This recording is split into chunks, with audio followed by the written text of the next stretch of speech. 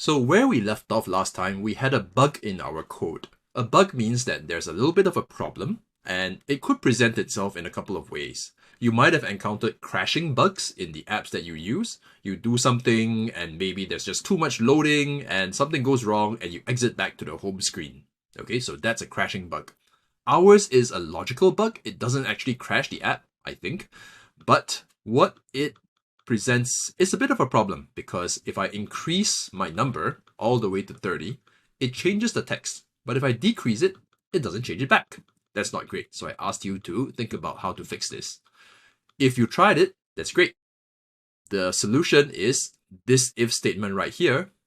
Okay, it only gets evaluated when you press the increase button. You also want it to be evaluated in the decrease button, right? So how we're going to fix it is we're going to go down here into the code that runs when the decrease button is pressed. That's right here. Okay. And I'm going to go down here and I'm going to paste that code. Wait a minute, that's not the code I wanted. So don't forget to actually press Command C to copy. So I'm just going to select this code right here. Press Command C to copy and go down here and press Command V to paste. Okay, if you're using a touchscreen, you just tap and select copy and then tap where you want it to be and select paste. Okay, so let's try it out. So I'm going to press increase, increase, increase. Okay, at 10, it says go feed the cat already. And then at 30, it's going to say, oh no, he must be starving. He is not starving. He's just lying and wants more food.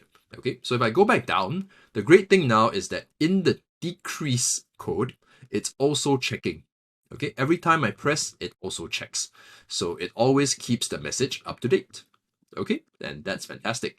You might want to have one more check that says else if, and that's got to be before the else if counter equals to 0. Maybe you just want to set the message back to nothing. You want to set it back to this empty string right here.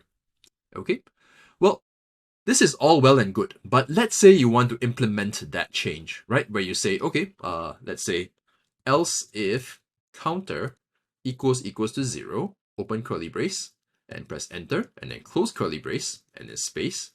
And over here, you're going to say message equals to empty string. Okay, so that's great. I've implemented the fix. Let's try. So I've increased, increase, it works. If I go back down, decrease, it changes back. But now, notice that if I press decrease, it doesn't have this over here. It doesn't have this conditional right here to fix my problem.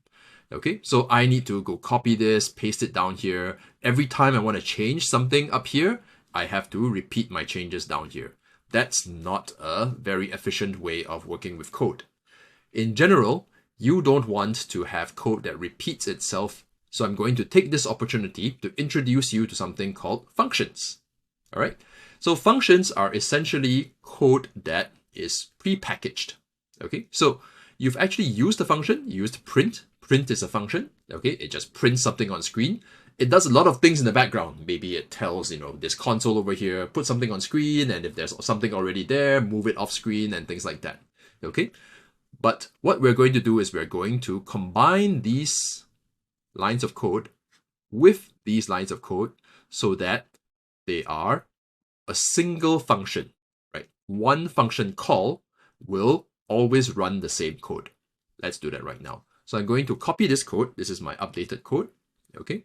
And I'm going to go down here. I'm going to go to the end of var body sum view. Okay, so the way I like to do that is I like to double click on this thing right here if I have a mouse. And if you don't, I think you can just tap on it. All right, in this case, tapping on it doesn't actually show you the ending one, but I think you can tap right after it. Like tap on the space right after the curly brace and you can kind of see the outline. It ends over here. Okay, and that's where we are going to create something new called a function. And you say func, right? So func is how you create a function. And func check counter open bracket, close bracket. Okay, notice that if I type open bracket and I type close bracket quickly, even though Swift gives me the close bracket, it doesn't give me two closing brackets, which is nice. Open curly brace. Okay, press enter. And I'm going to paste this thing over here. All right, so this check counter function is going to be something that does a single job. It just checks what the counter is and sets the message. Okay, so now up here, I can actually delete away all this code And I'm just going to change this to check counter. Okay, very nice. Down here, I'm going to delete away all this code, and I'm going to say check counter. All right, because this code is common to both of them. So it's as though we've written what you might call a macro. Okay, in gaming, you have macros where you have all these button presses in a row. All right, it's just having a sequence that's stored somewhere, and the sequence is called check counter. And now, every time you run check counter, it's going to go down here, it's going to run this code, and when it's done, it will come back. Okay, so let's just test it out real quick, right? So increase seems to work, right? The cat question mark shows up, and go feed the cat already shows up. And if I go to 30, it will change to the new message. If I decrease, it still works as well because it's calling the same checks. All right, it's calling the same checks. And if I go back down to 0, that's the ultimate test, it actually goes blank because it's using the same code in both directions, right? In both the increase and the decrease code. Okay, so this is an introduction to functions. Functions let you reuse code, and the way you create a function is by using something called func.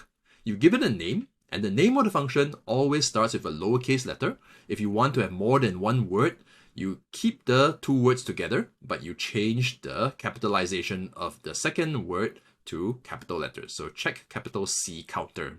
All right, and this is the same naming convention as you have for variables as well. All right, so far our variables have been one word. We've had a variable called counter and a variable called message, but now we have a function called check counter. Check counter has to have an open and close bracket after its name, followed by a curly brace. Okay, so there's one last thing I want to talk about before we finish up this little project, and that's about where to type your code. If I asked you to add another piece of text to this screen, okay, there's a very good chance that you could get it wrong because now we have a lot of code on screen, and in some places, if you put a text, you're going to get an error. Let me show you that real quick. Okay, so I'm going to go right inside here. Okay, don't follow this, just watch what I do.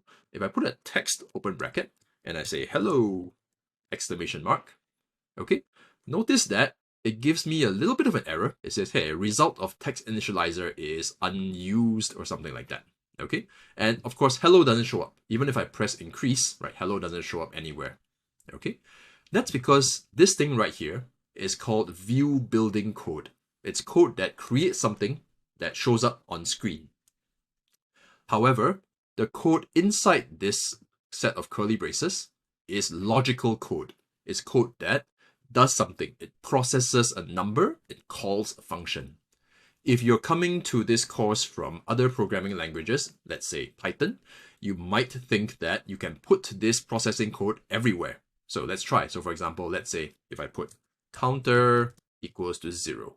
Okay, so I think maybe I want to set my counter to be 0 when I start this app. You can't do that. And this gives you an actual red color error. The yellow one's a warning, which means that your code will still run. Now your code is not running. And if you try and press this button, it's actually not going to do anything. Okay, because your app has kind of crashed, or rather it's crashed before it even started. So Swift Playgrounds is like, nope, I can't let you put this logical code here. One of the things about learning SwiftUI is that it can get pretty tricky on where to put logical code and where to put view building code.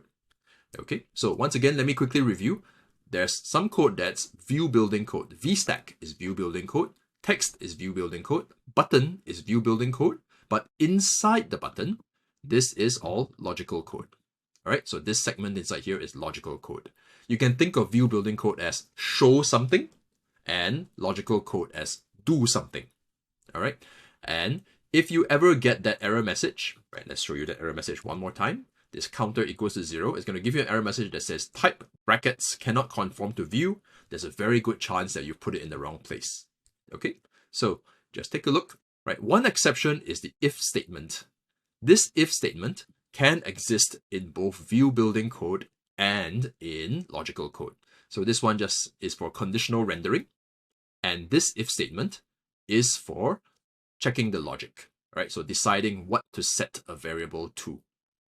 Okay, so that might have gone a little bit deep, but that's okay. I'm sure you can figure it out over time. Just remember, if there's an error, check your code against what I have on screen. Feel free to pause and check, and I will see you in the next video. you.